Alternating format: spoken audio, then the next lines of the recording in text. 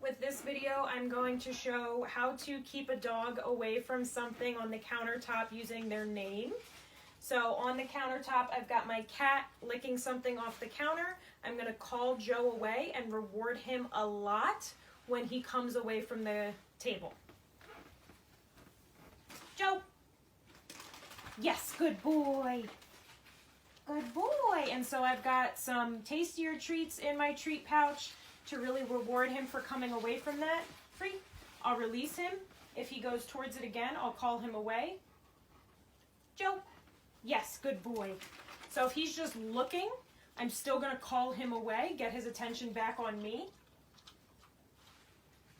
Free.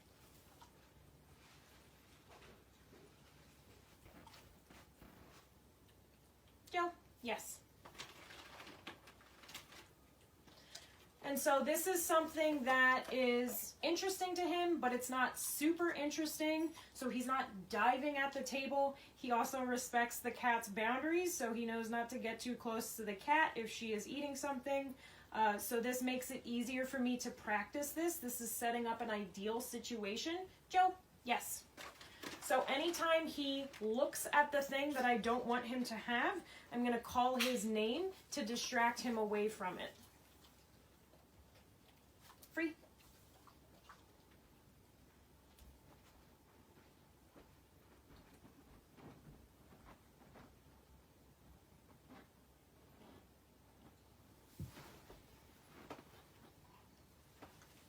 Joe. Yes, good boy. So if you can imagine, this is chicken on the kitchen countertop. Anything on your coffee table, you want to call the dog's name away from the object because they will likely have a better name response than they will have a response to leave it. If they have a really good leave it response, then you can use that.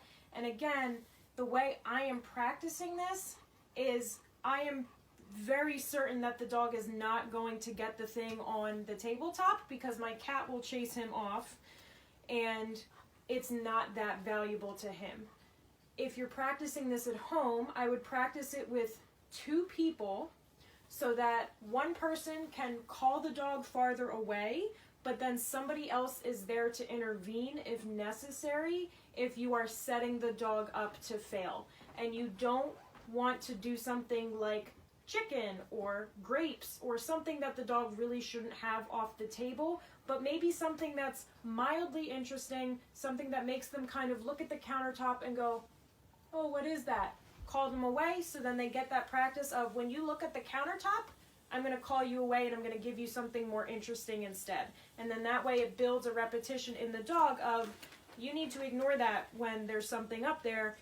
I'm going to call you away. You're going to get something different and better instead.